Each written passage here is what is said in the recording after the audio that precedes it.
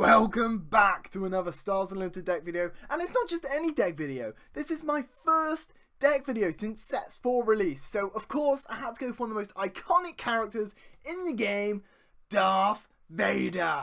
So why have I gone Darth Vader for my first deck of Set 4? Well, there's a few reasons. First one, artwork's really cool, super iconic character. This new leader card exhibits perfectly what Set 4's about. I mean, I've got the map, I've got the sleeves, and it's a really fun deck to play. But very quickly, before we jump on to the super fun deck, if you enjoy StarWarsUnlimited content, then make sure to like and subscribe because there's plenty more to come, especially with Set 4, including some gameplay videos, which I can't wait to bring you. And with that being said, let's crack on with this deck. To kick things off with this new Darth Vader deck is, well, the new Darth Vader leader. What does he do? So he's got an action, you can exhaust him, and if you do, if you've attacked with a non-token vehicle unit this phase, create a TIE Fighter token. So through this Vader's ability, it just feels like you're constantly spamming out all these TIE Fighters, and it just feels like you're getting more than one per turn. It's crazy how quickly your space units build up. But then, Vader has two epic actions you could choose. So, if you control 6 or more resources, you can choose one of these. You can just deploy this leader as a ground unit, and he's a 5/6 for 6 cost, which isn't very good. So, you can do it, but I wouldn't suggest doing it. What I would suggest is deploy this leader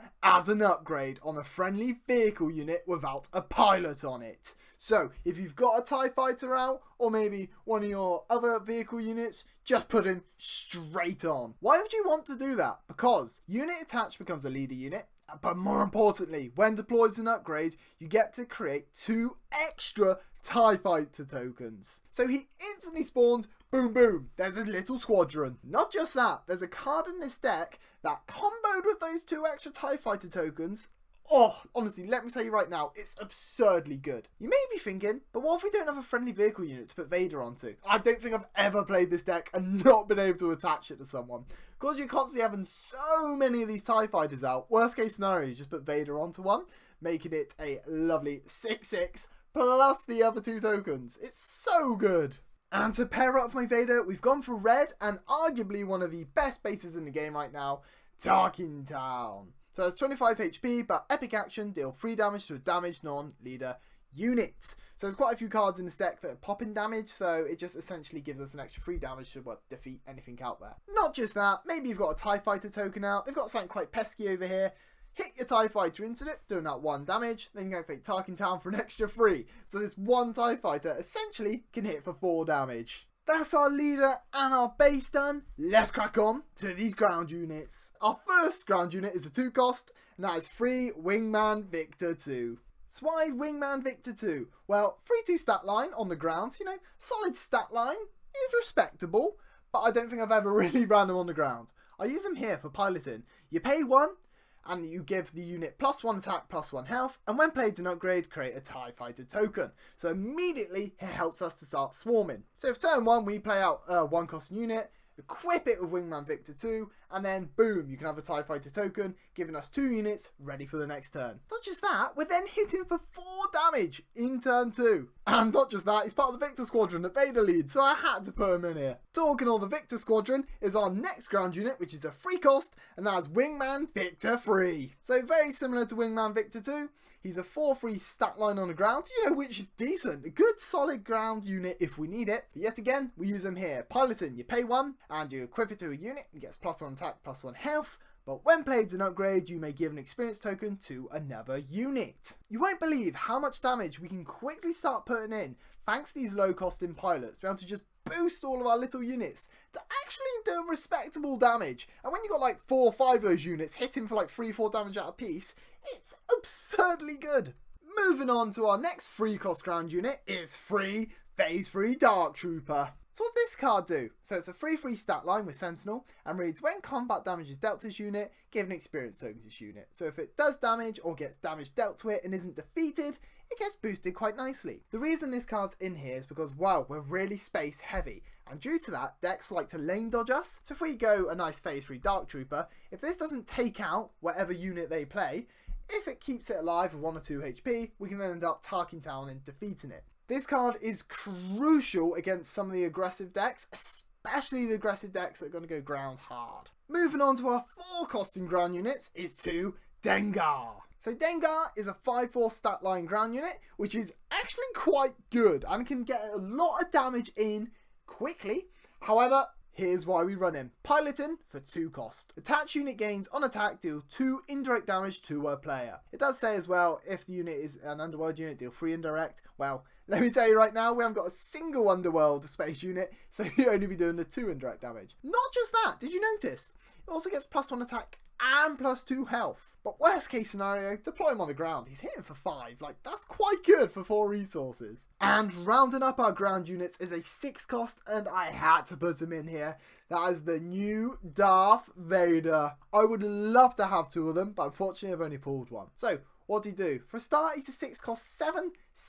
So just deploying him on the ground for that stat line is absurdly good. But he's also got piloting for 3 cost. So you can attach him onto a unit for 3 cost. And it reads, attach unit gains on attack. You may deal 1 damage to a unit. If a unit is defeated this way, you may deal 1 damage to unit or base. But not just that, it gives it +3/+3. To be honest, through my experience playing this deck, it's actually 50-50 if I deploy this as a pilot or as a ground unit. Because if you deploy it as a ground unit, it can do so much work and apply so much pressure onto them. However, if you put this onto something early, such as your 1 cost and TIE Fighter, it makes it a 5/4 pinging damage, and well, that can do a lot of work. I just really like this card. I'd love to run 2 if I had to, just because it's so versatile. If you deploy it as a pilot or a ground unit, both do a lot of work. That's actually it for our ground units, and I know, no real shock there, not many ground units for a space deck. However, it's important we do run some ground units, especially some Sentinels in ground, to help us, well, battle in the ground, otherwise other decks are just going to run over us there, and that could be an issue. But with that said, let's get on to these space units. So starting things off, our space units is a 1 cost. You've seen it already, and it's one of the most iconic ships in Star Wars. That is 3 TIE Fighters. There is no way I can run a Vader Space Swarm deck without using the TIE Fighter. Well, it's one of the most iconic Imperial ships. Not just that, because it's 1 cost, it really helps us swarm. So it's turn 1, we put a TIE Fighter out. As I showed earlier, we can put either of our Victor Wingman onto this card as a pilot, meaning we can then either boost it or give an experience token elsewhere. Moving on to our next 1 cost space unit is, well, a card I'm very quickly fallen in love with, and that is 3 First Order TIE Fighters. So similar to the TIE Fighter, it's got a 2/1 stat line. However, this card's got an ability which reads, while you control a token unit, this unit gains Raid 1. So essentially, it's a 3/1 space unit for 1 cost. Because of Vader always spawning out these TIE Fighter tokens, we pretty much always have 1 live, meaning this is pretty much always hitting for 3 damage. So if you get a pilot onto this card early, or an experience token onto this card early, it starts hitting for 4 damage within like turn 2 in space. Do you know how good that is? And well, because of its 1 cost, it's another unit we can just spam out quickly. So probably within our 3rd turn, we've got a First Order TIE, a normal TIE, and 2 tokens, and a pilot out there already. Like, it's nuts. Moving on to our 2 cost and space units, we run 2 Kajimi Patrollers. So this card is a 1/1 stat line, which is not great, but it does read, when played, create a TIE Fighter token. So you can just play it out instantly, boom, here's a TIE Fighter. This card is kind of perfect going turn 1 if you've got a Wingman Victor 3 in your hand, because you can put him onto this, giving the experience token to your TIE Fighter token, meaning you've got 2 ships to do 2 damage, and then you've normally got 2 resources, then play out a First Order TIE Fighter or another TIE Fighter. The reason we only run 2 is because it's nice getting that TIE Fighter token out, but I'd much rather have the extra damage that the other cards allow us for less costing, so I'd much rather just play out more of those. Our next 2 cost and space unit is 2 Special Force TIE Fighter. So this card's got a 2/3 stat line, you know, that's good, it's respectable. But it has got an ability that reads, when played, if an opponent controls more space units than you, ready this unit. That's a really good ability. However, gotta be honest, in this deck, that has never come up. Because we're swarming in space, we've almost always got more space units than them. So due to that, that ability never comes up. However, it is a 2/3 stat line. Because of the free health, it's actually more difficult than you think to defeat. So because of that, it normally gets at least 1 attack in, meaning Vader's ability activates, get a token, and our swarm begins. You may be thinking, wow, all we've done so far is different variations of TIE Fighters. Surely there's no more? You're wrong. Our next 2 costing ground unit is free Outland TIE Vanguard. So, this card, 2 costs with 2/1 stat line, which is okay. However, when played, give an experience token to another unit that costs 3 or less. You may have noticed we've got a lot of units that cost 3 or less. So due to that, it gives an experience token to pretty much 90% of our deck. So another reason our swarm can quickly boost to absurd damage. Not just that, it can give an experience token to our TIE fighter, because, well, technically it costs 0. Moving on to our 3 costing space units, and you'll be pleased to know it's finally not a TIE fighter. We run 2 disabling Fang fighters. This card's a 3/2 stat line, decent stat line, but more importantly, when played, you may defeat an upgrade. So at the moment, because lots of people are running pilots within their decks, testing it out, this card is so good. I played a Boba Fett deck the other day and they deployed their Boba Fett leader onto their Fett's Fire Spray. I just went Disabling Fang Fighter, defeat the Boba Fett upgrade, and his face just dropped. Not just that, but this card's utility of maybe popping things like Frozen Carbonite that gets put onto your units is really good. And it's just, yeah, because at the moment people are testing out those pilots. It's just this card shuts those decks down hard. I can see myself removing this to the side deck once more and better space units come out for this deck. That'd be quite nice. Very quickly, before we move on, you may be thinking, why have I got no Kylo Tie Silencers? 100% run free within this deck. Run free. I just haven't got any. But if you have free, run them. Moving on to our next free costing space unit is probably the most important card within the deck. And without this card, your deck really can suffer. But with that being said, with this card, it's actually so strong. That is Victor Leader. We want to run free, but I've only got 2, unfortunately. If you got free, 100% run free. It's an absolute must. Why? Why do we want to run this card? Well, it's a 2/4 stat line, so it sticks around because that's 4 health, but more importantly, each other friendly space unit gains +1/+1. You may be thinking, why is Victor Leader so important? That's because our main counter is these ping decks. So our Cad Banes, our Jango Fetts, our Quinlan Vosses. That's because that 1 damage just really shuts us down. That's because we like to spam out all these TIE Fighter tokens and the TIE Fighters with only 1 HP, so each of their ping will defeat them. Victor Leader means these have now got 2 health, meaning that ping no longer really affects us because they survive. So because of that, we can pick one of these, do 1 damage to it. Oh no, my TIE Fighter token's damaged. It's still alive, I don't mind. Then we can end up hitting for it for 2 damage, because remember, it's his attack also being boosted. And rounding up our free costing space units is free Von Reg's TIE Interceptor. So this card's got a 3/4 stat line, so yeah, again, 4 health, sticks around for a while, that reads, while this unit has 4 or more power, it gains Overwhelm.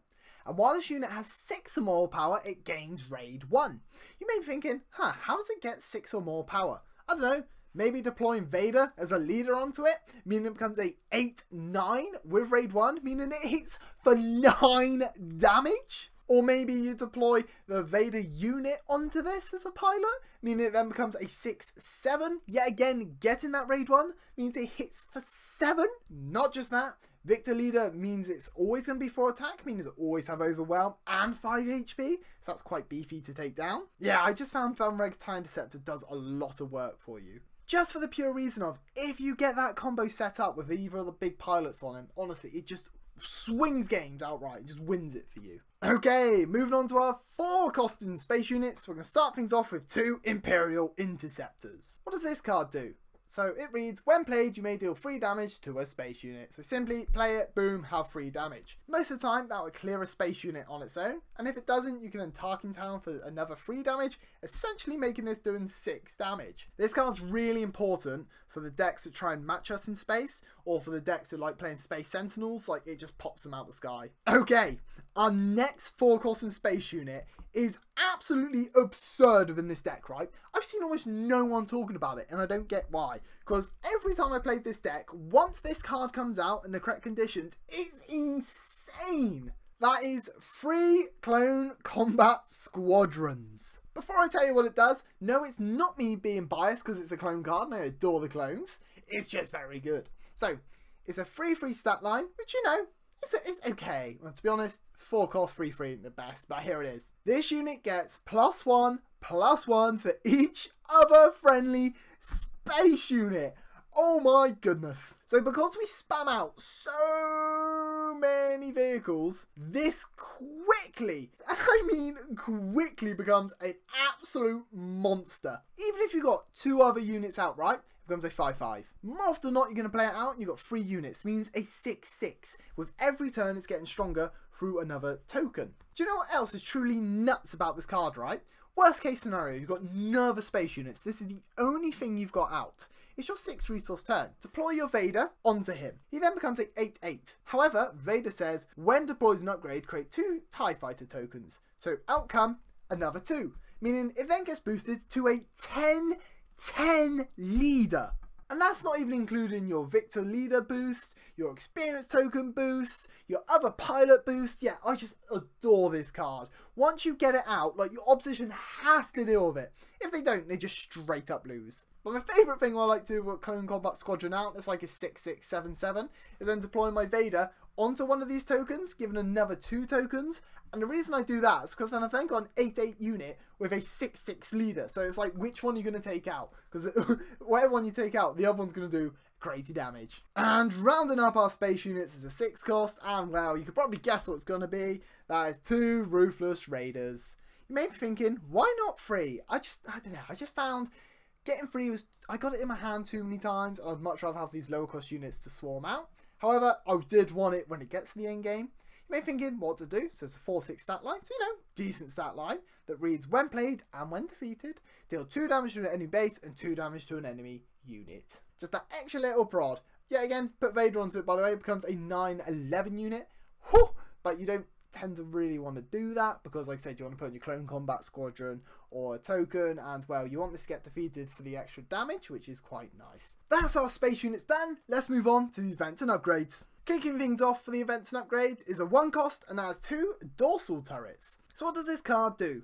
This card reads, attached to a vehicle unit. Attached unit gains when this unit deals combat damage to an enemy unit while attacking, defeat that unit. It gives it no additional stat line.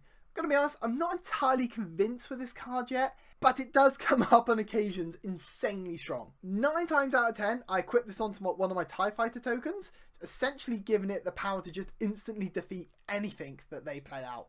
I really like putting it on if I've got a spare resource, so I've got a TIE Fighter chilling here with this death touch on it, meaning if they play something big out in space or they equip their leader onto a space unit, this lonely 0 cost TIE Fighter token, you can just delete it out the game. I think going forward I may put this down to a one-off, but I don't know, just it's one of those cards that doesn't really come up, but when it does, it just shuts down the opposition.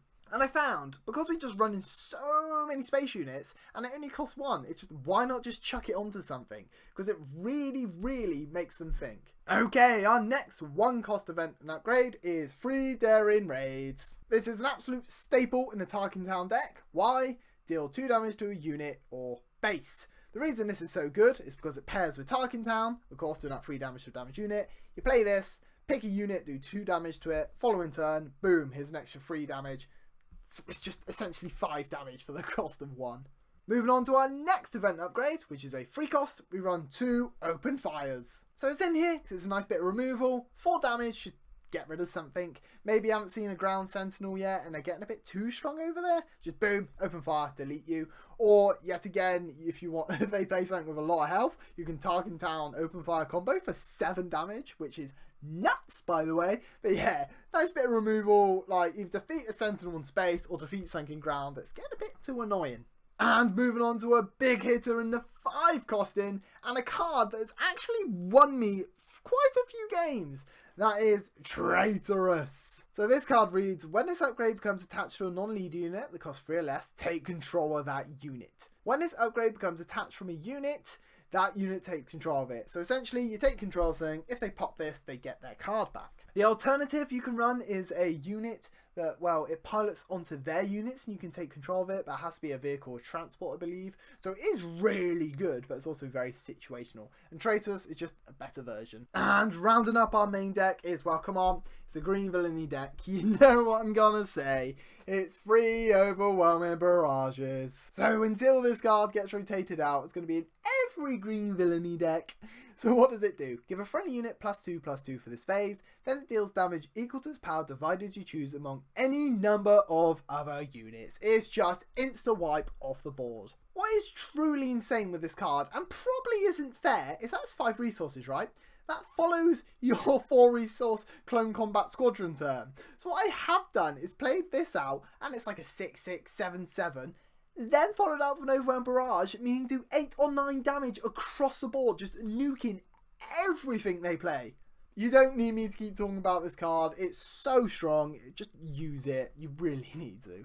So that's our main deck done. Let's crack on to the side deck. But very quickly, with the side deck, it's more of like ideas and like things I want to try out rather than an actual side deck. So kicking things off with this side deck is, well, one more Disabling Fang Fighter. So if you are running that pilot deck, get the third one in, just even more upgrade hate. And well, if you do that against a piloting deck, well, they just lose. For our next side deck option is a card, I don't know, I feel like it's got potential. That is our 2 Frontier AT-AT. I mean, I probably won't end up using it, but I just feel like because we have so many vehicles, it could come into work. So what's this card do?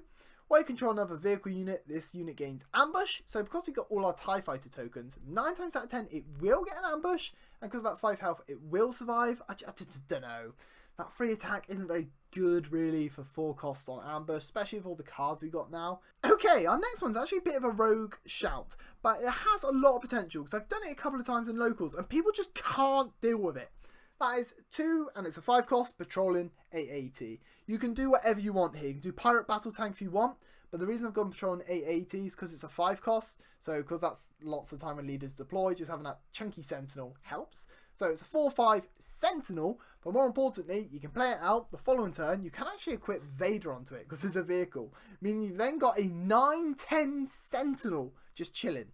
I don't know, I just feel like a lot of people are forgetting about ground vehicles and deploying the leaders onto ground vehicles, and it's just really strong. So yeah, again, this is one of, like, an ideas card. This is something that can come up really, really nice for me, and if decks aren't expecting it, it can just win you games on its own. Okay, our next side deck option is actually a side deck option, so I would highly suggest running this in your side deck, is 2 Relentless. Why have we got this in here? Well, it's an 8/8 that reads, the first event played by each opponent each round loses all abilities. This card's really, and I mean really, important for the control matchups. Like, it's so crucial because the control matchups obviously like to clear the board. So if we get to the point where we're actually at that struggling point, having this out to just nullify anything they play is really important. So our next side deck card is, well, an actual card I'd suggest chucking in. That has 2 1 costs and has 2 confiscates.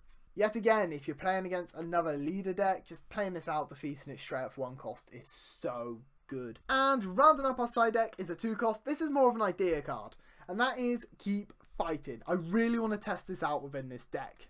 I just feel like if you're into your 6 resource turn, you could attack something like Von Craig's TIE Interceptor, hit for maybe 3 damage, then play Keep Fighting, readying it up, then giving you Vader onto it, meaning it's then going to hit for 9 damage. So in that one turn, you've done 12 with 1 card. I'm going to be honest, it's probably way too situational, and because of that, I probably won't get into here. I just feel like there's something there. There's something like in a month or 2 I'm going to crack with this deck where Keep Fighting and Piloting Leaders is going to be nuts. So I feel like just keep trying it and I'll get there with it. So yeah, that is my Darth Vader Swarm Space deck. It's a lot of fun. Here's the deck list for those who want it. For what I think about the deck and matchups, well, first of all, it's just a really fun off-meta deck. I don't think you're going to go winning any tournaments with this deck.